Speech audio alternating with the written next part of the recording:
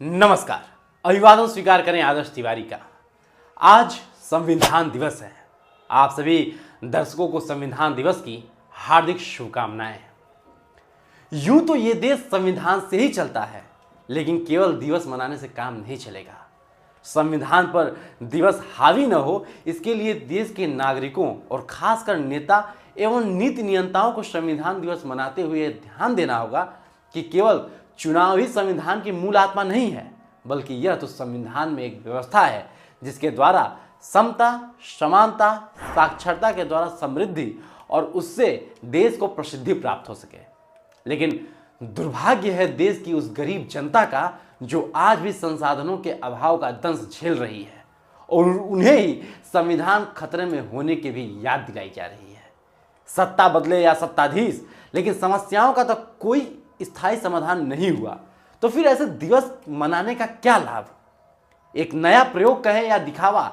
2024 के आम चुनाव के बाद इंडिया गठबंधन जहां शपथ लेते हुए संविधान की प्रतियां लहराते हुए आपको दिखाई दिए, वही इसी सदन में सत्ता और विपक्ष संसद की कार्यवाही का यदि आदर करते तो गंभीर विषयों पर चर्चा होती, ना कि हंगामा।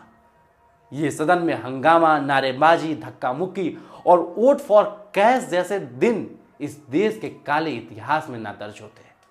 विडंबना यह भी है कि सत्ता और विपक्ष हंगामे को अपनी जीत की तरह प्रस्तुत करते हैं।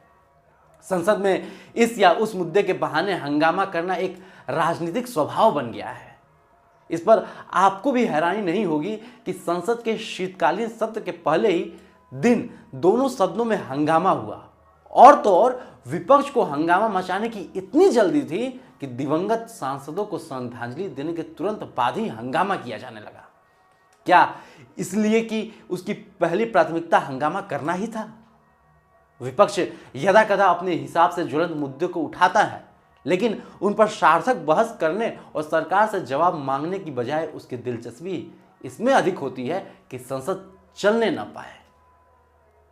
और यह ध्यान देने वाली बात यह है कि ये वही हैं जो संविधान को ही विषय बनाकर चुनाव लड़े हैं। आमतौर पर विपक्ष संसद में सरकार को घेरने के लिए मुद्दों का चयन खुद नहीं करता, वो उन मुद्दों को लेकर आगे आ जाता है जो संसद सत्र के पहले से ही चर्चा में आ गए होते हैं।